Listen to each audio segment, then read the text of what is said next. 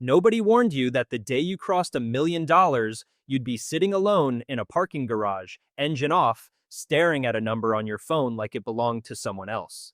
You didn't start chasing money, you started because you were tired of being the guy who couldn't cover his own dinner without checking his account first. That embarrassment, quiet, heavy, the kind nobody talks about, that's what lit the fire. You told yourself, once I get there, I'll finally breathe.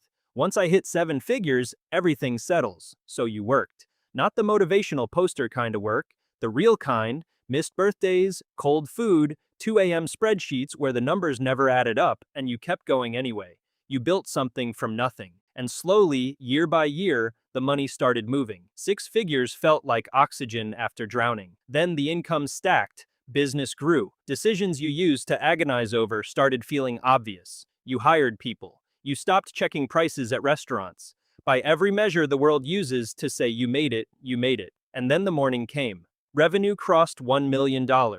Your phone buzzed.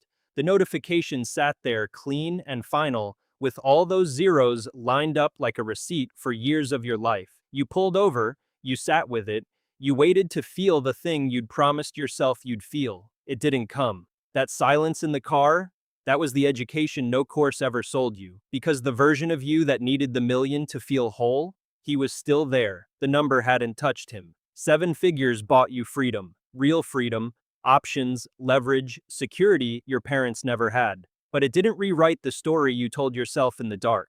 That part was always going to be your own work. The earners who stay at seven figures, who don't burn it or lose it or wake up hollow 5 years later, they figured this out early. The money is a tool, not a finish line. They built income that ran without them. Assets, not just effort. They stopped spending to impress people they didn't like. They learned that net worth and self-worth run on completely different systems, and confusing them is the most expensive mistake you can make. You can have the life, you can build the income, but you have to know what you're actually building it for, before the number shows up and the parking garage goes quiet.